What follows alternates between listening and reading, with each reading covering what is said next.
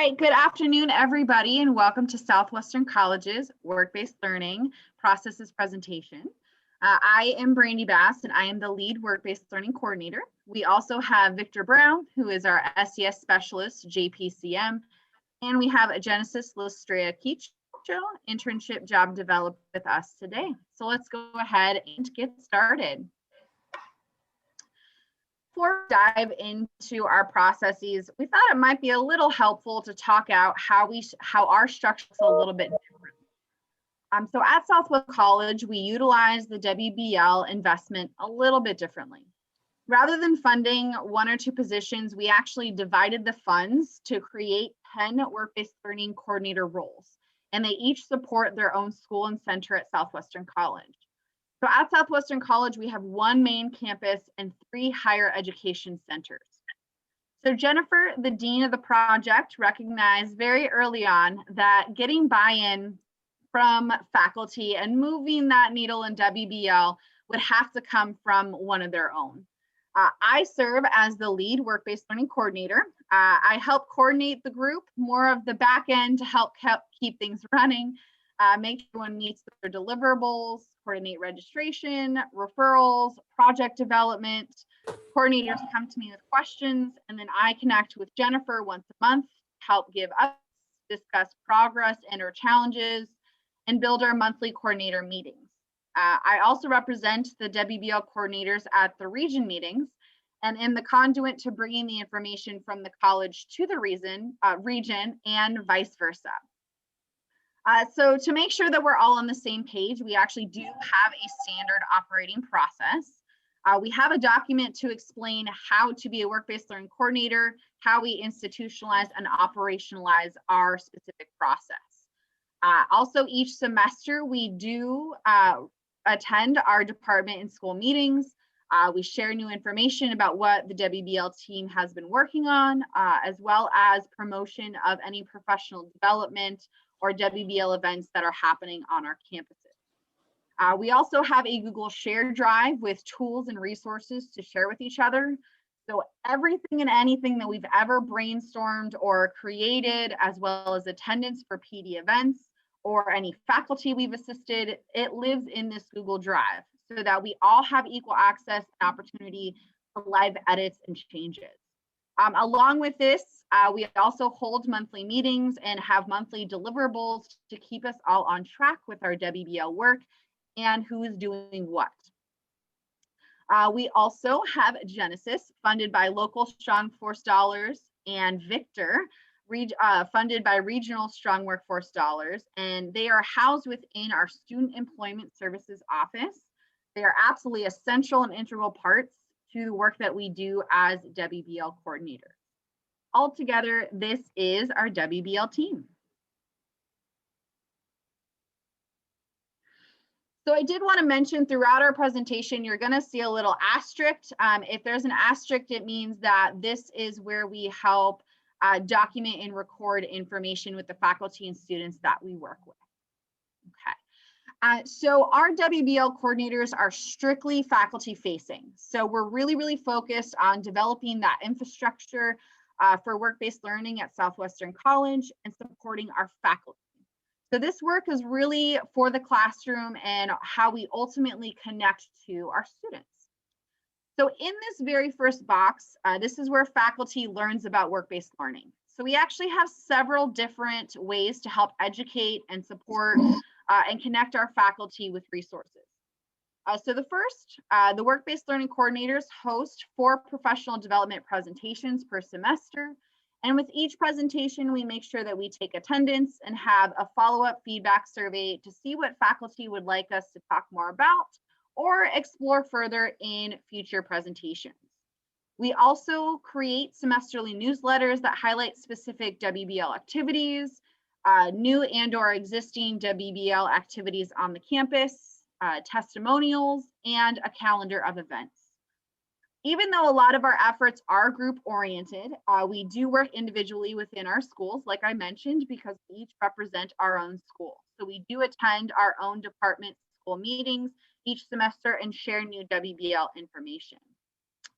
This past semester, we launched our WBL certificate for faculty. This certificate is a 4-week asynchronous certificate course that focuses on the history of WBL, how WBL connects to student learning, WBL definitions, on and off campus WBL resources, and ultimately how to create/incorporate a WBL assignment into their syllabus and their course. And in a few slides, we'll actually talk more about why the syllabus portion is really, really important to our work here at Southwestern College. And then also in October, we launched our WBL website. And this website hosts WBL definitions, the scaffolding of WBL into our courses, testimonials and videos, and information about upcoming presentations and the certificate and how to get connected. Then in our second box, this is our process for faculty to reach out to a WBL coordinator. So this is where our individual school work really, really comes into play. This is our chance to explore and possibly develop WBL opportunities with a faculty member. So we sit down, or in this environment, we Zoom and review how their class fits on the WBL continuum to ensure that the WBL opportunity is appropriate for their class. And then we help either create a brand new assignment or opportunity, or we actually help modify an assignment so that it can include WBL. At this time, we also review possible WBL opportunities or resources that are currently already in action on the campus. And we see if we can plug those into their class. So for example, we have created multiple Canvas common assignments, and sometimes it's easier for an instructor to pull that assignment template from Canvas and then plug it into their class. So the last step would also to be refer the instructor to other resources or departments on campus, such as student employment services. If the instructor was looking for more of an employer partnership, that is where they would go. So in that third box, we'll talk about faculty working with student employment services, or SES, to locate employer partners. So if a faculty member really would like to explore WBL opportunities such as career panels, employer events on or off campus, or develop new employer relationships, the faculty would actually work with our SES team, or Genesis and/or Victor. We also have other departments within student support services that incorporate WBL activities. These look like service learning, NEPRIS, which is our new virtual guest speaker platform, and virtual job shadow. So if a faculty wanted to connect with any of these resources, we would refer them via a warm handoff to that respective department. And that department would then assist the faculty member and track/record any student interactions they have. And then in that last box, throughout each process, we do encourage faculty to update their syllabus, which we will talk more about syllabi review in a few slides, for WBL documentation purposes, and then take attendance at every PD event, every participant list that we have access to for our certificate course or individual department meetings. So based on this data, we have so far served over 300 faculty through professional development presentations. We had 17 completers of our WBL certificate. We developed 4 semester WBL newsletters. We have developed or partnered together to create 5 Canvas common assignments. And therefore, all of this effort together has actually helped create a 56% increase in student experiences at Southwestern College.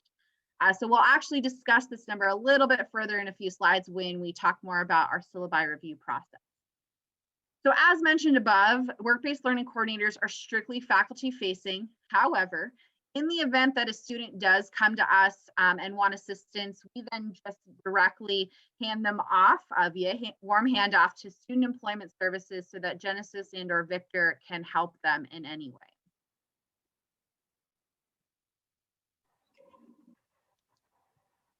So as Brandy mentioned, our work-based learning coordinators are indeed faculty facing. And if students are really looking to pursue work-based learning opportunities outside of the classroom, our work-based learning coordinators, our faculty, and our staff can refer those students to me.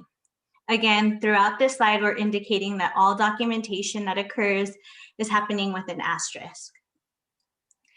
So how do students learn about work-based learning opportunities and student employment services? Well, that happens numerous ways. It was really important to us that students begin to think about their careers early on. And so in both CCC MyPath and the online orientation, there's modules telling students about our office and how we can support them in their career development throughout the student life cycle. At Southwestern College, we also use Handshake as our job board and career development platform. This has been integrated with our student information systems, and so every student actually has Handshake in their student portal. So students may find us just as they're exploring job opportunities within the platform. You'll also hear us today mention Handshake quite often as we talk about documentation, because it also serves as our career services management platform where we're documenting our interactions with both students and employers. Students will also learn about us through their classes because we're doing presentations, promotional videos, or have actually taken part in those WBL activities inside their classes with them. We also send several email newsletters to students and post frequently on social media about our various events and our services. At Southwestern College, we call guided pathways Jaguar pathways, and this group has begun to create several field of study Canvas shells, and these shells are sharing lots of information about the major, their field of study, and how to be successful in your programs. There's information in these shells also about our department, and we've developed a career action plan checklist that outlines for students what various work-based learning opportunities and career development opportunities they should consider taking part in. Lastly, faculty, counselors, staff, and our work-based learning coordinators know to refer students directly to us. So if a student reaches out to us, we will have them fill out an initial intake form when they make an appointment, and we'll meet to discuss their career goals and explore the various opportunities and employers of interest. We document the conversation in Handshake, and if needed, like in the case of internships, for example, I'll help them with their resume, their cover letter, and interview prep. Whenever it's possible, we are trying to connect students to existing opportunities, career panels, tours, events, and employers. But if an opportunity or relationship doesn't exist, then I work to develop those relationships. Again, documenting any activity, any outreach I do to make that happen. We're not going to go into too much detail here about what we do to make that happen, because we're going to share that a little bit later in our employer outreach process slide. And then once a student participates in the out of classroom work-based learning opportunity, whether that's an informational interview I connected them with, a career panel, or an internship, we're documenting that information in Handshake and sending an evaluation form to the student for feedback.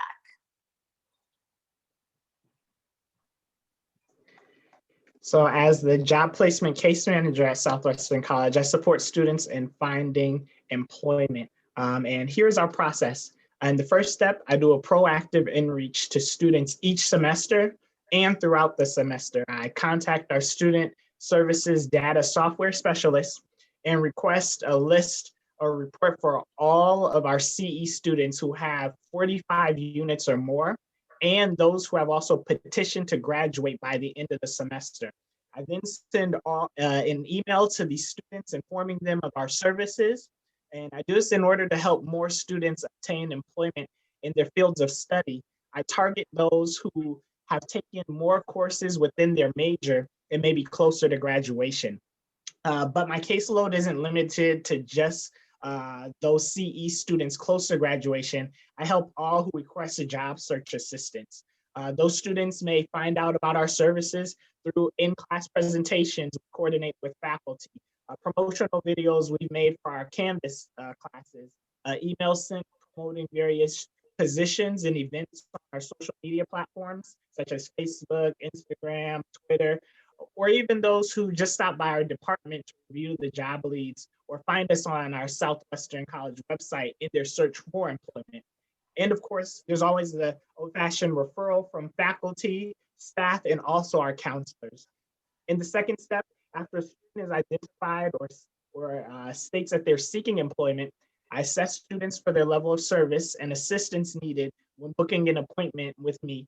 They complete a short initial intake form in Handshake regarding their desires for work, career goals, potential obstacles like access to a car, etc., and what sort of support they're looking for, such as resume, interview assistance, personal assistance, job assistance, and so forth.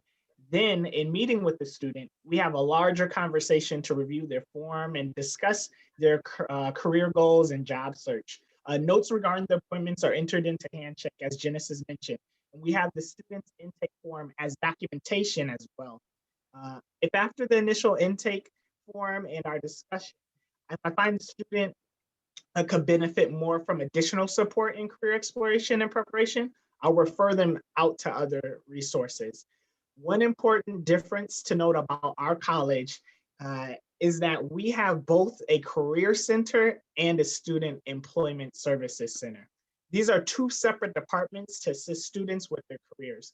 Our student employment services department focuses on connecting students to jobs, internships, and preparation for work, while our career center focuses on more self-assessment and major career exploration.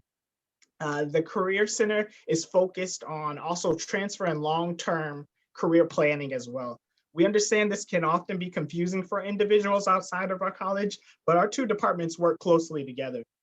Genesis and I are actually a part of the Student Employment Services Department, so we spend time helping students with resumes, interview assistance, hosting CE-specific career panels, job fairs, and connecting students to internships and employment. We're strengthening our Career Center at this time, as our Career Center does not have any full-time staff, so we regularly schedule the duties of both departments and take their student referrals as well. We carry those responsibilities. And going to step 3, so with that said, if a student needs more assistance with career exploration, I'll keep them on my caseload, but I'll refer them to the Career Center workshops for self-assessment and career exploration. If a student is clear on their career goals, but maybe they just need more experience and can benefit from an individual WBL activity, I'll refer them to Genesis, who can assist them with things like internships and job shadows. For instance, if someone wants to work as a data analyst or psychologist, but they have no work experience or none in the field, I'll refer them to Genesis to do an informational interview or an internship. But if a student is ready to work, I will help them with their resume, cover letter, interview, etc. All this again is documented in Handshake. Students, whether they're CE major or students outside of our CE fields, will be assessed and remain on my caseload. Even if I refer them to another department, I'll follow up to assist them. In step 4, I have a student who is prepared for a job search. I'll send the student job leads, engage in focused employer outreach, and speak with employers on their behalf, and engage in check-ins with the students as well. In step 5, once a student is hired, it's documented in Handshake, and we also send students a student employment services experience form, which asks questions about their position, if the position offers a living wage, if the student will be willing to contact us in future for assistance with job search. And this is mainly to help keep track of students for reporting purposes in the future, such as the CTEOS. Since coming on board last year, we've served nearly 2,800 students, averaging about 3,000 student interactions per month. Sorry for the background. Now that you've heard a little bit about how we engage our faculty and our students, we'd also like to share how we serve and work with our employers. In building our employer outreach processes, we really had the guiding principle of minimizing the burden for employers in mind. Throughout this slide, again, we're indicating all of the documentation that occurs with the asterisk. When Victor and I outreach to employers for job opportunities or to participate in work-based learning, we first refer to our existing relationships and review the job opportunities and employers that we have in Handshake. We'll also try to utilize our own personal and professional networks before going out. When we find that we absolutely don't have any opportunities that we're particularly looking for right now, we do have a process for locating new employer contacts. First, we meet with our faculty or discuss with our faculty what target companies they'd like us to focus on, and we'll ask for additional insights that may help us in better promoting their program and their students. Then we'll reach out to the SWC Foundation for their possible connections. Our SWC Foundation handles our Alumni Association as well as our scholarships and community partnerships. In our current process, we then move on to doing our own research and outreach using LinkedIn, the EDCs, the chamber, and cold calls to local organizations within the community. But with that said, moving forward, in reflecting on this process, we know that we want to be more intentional about inquiring with our regional directors about possible relationships that they may have already formed. Now, when an employer reaches out to Southwestern College, we first assess their level of interest and the involvement that they want to have at Southwestern. If they simply want to post a job opportunity, then we'll share our process in doing so. But if an employer is really looking to establish a pipeline for talent and are looking to build an organization's brand at Southwestern, then we discuss the various ways the company can do that. We'll then connect them to other various departments if needed. We'll connect them with our faculty and our work-based learning coordinators if they want to be more involved in the classroom. We'll connect them with our SWC foundations if they're interested in scholarships. A really good example of this is just last month, we were working with RSM, which is a public accounting firm, and they wanted to do a info session and a career panel. So we quickly got them set up with that. But then they also expressed that one of our speakers was an alumni, and they were interested in having a scholarship for our accounting students. And so I connected them with our SWC Foundation to broaden our relationship. We'll connect them with continuing education if they're interested in doing some contracted education and also sponsoring our youth program like our Yes Academy. And finally, we'll connect nonprofit organizations with our service learning department.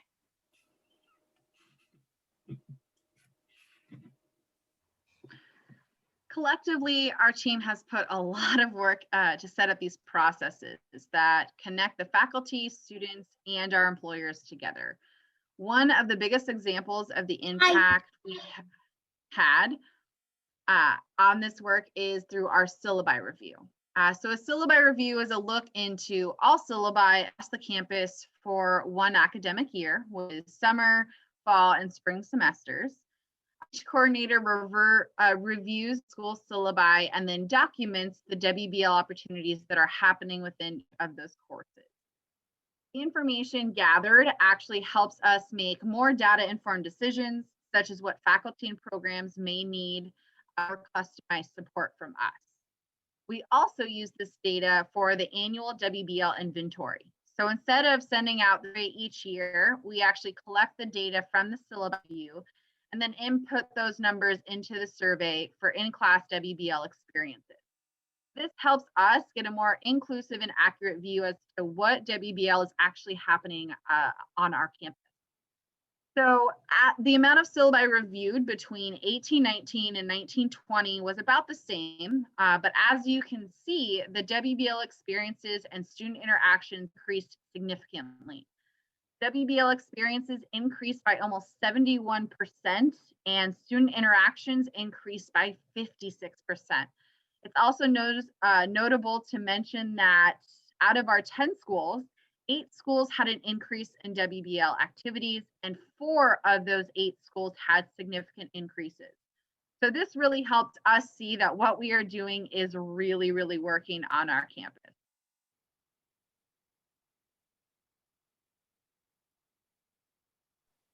As you can probably tell, we are very, very proud of the work that we've done so far, but we also recognize we have lots of work ahead.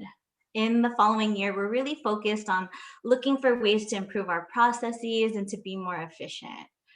Because of the majority of courses will continue to be taught online, our work-based learning coordinators will be focused on developing more tools and resources for the online modality. We'd like to collaborate better with all of our regional directors.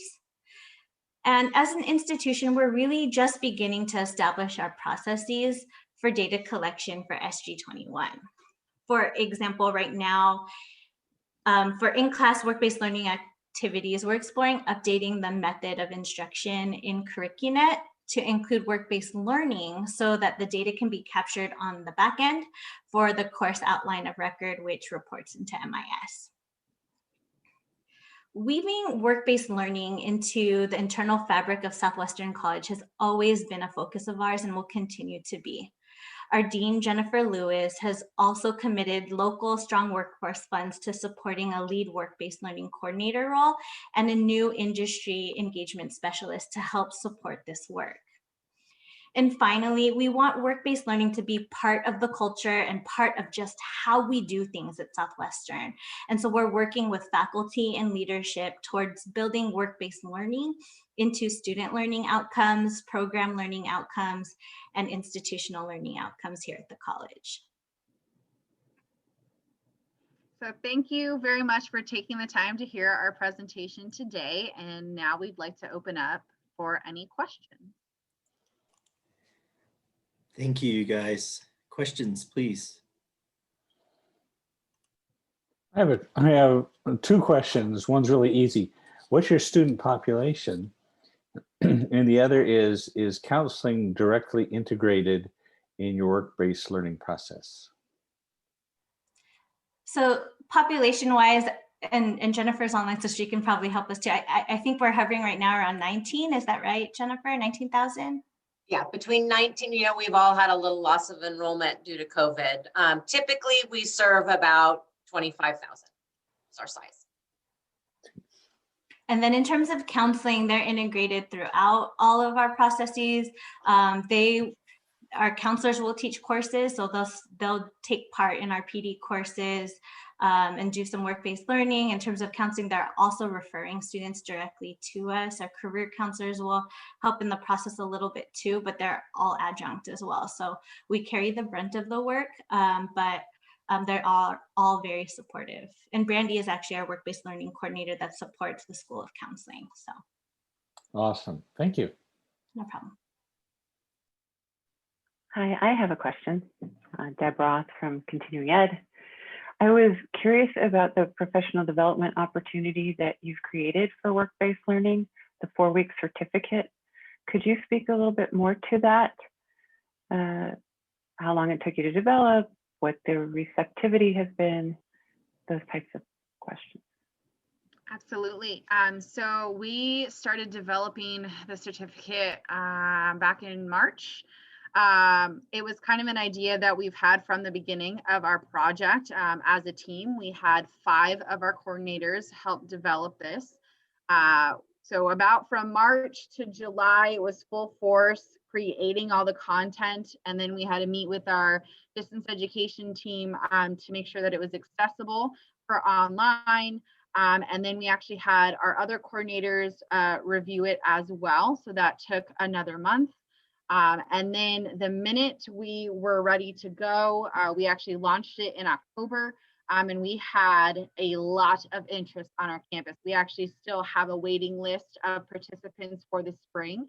So we did fill up within an hour once the interest list went out, the certificate, and then we already have almost a full certificate load for the next spring. We're actually going to be hosting 2 different sessions this next spring. It went really, really well.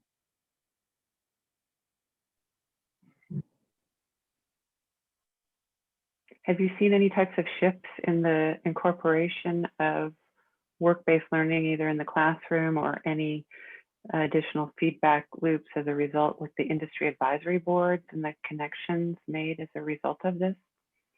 I'm really interested in it. It sounds really. Are you very speaking fascinating. directly about the certificate? Well, you know, I think, and I don't know if any of the rest of the colleges are going through this, but sometimes there's a change management process that has to happen, right, with these introductions and these changes. And so trying to understand how maybe this is supporting a shift in the perceptions, or that perceptions are harder to measure, but actually if you're seeing any kind of correlations between work-based learning instances, either in the classroom or the composition of industry advisory boards as a result of what the content, because I haven't, does that make any sense? Genesis, are you able to speak to this one?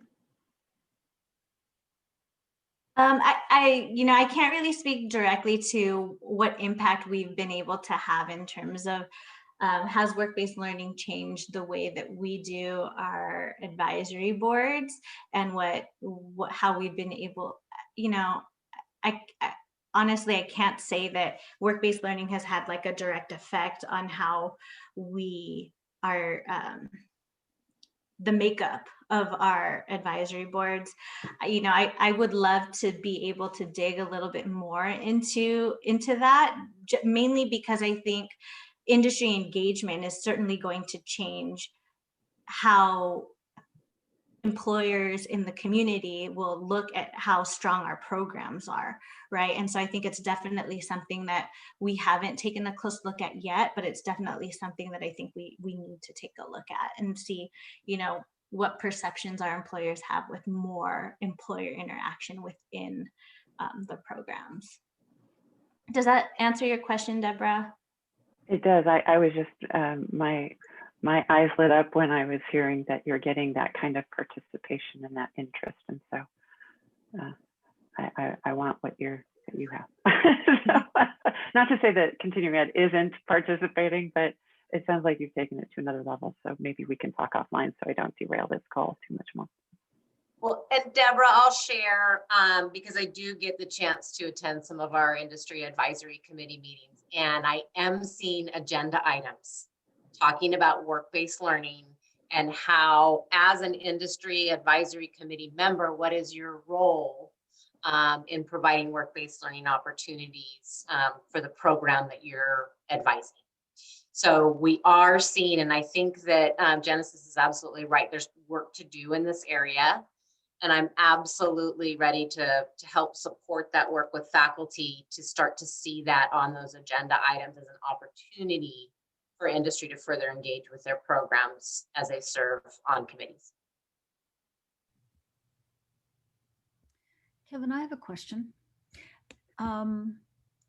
First of all, I was super impressed. Not only was your presentation super polished, but the the level of coordination is really impressive. I want to ask a little bit more, just to follow up on this last question related to the demand for the professional development course, and then one of the final comments, which is how you're institutionalizing all of this. So it seems as if you've already made a lot of progress in kind of shifting the culture and having this be, if you have so many people like clamoring to be part of the course, then clearly something has already shifted where the people see that this is a really critical instructional strategy. Can you share a little bit about, whether you reached a tipping point, or whether this has always been part of the Southwestern culture, or whether you've had sort of marketing efforts that have gone along with the certification program that have made it more visible? If you could just share a little bit more. And I love the idea of it being built into all of the learning outcomes at every level. I can definitely start the conversation. So it's taken quite a bit of work.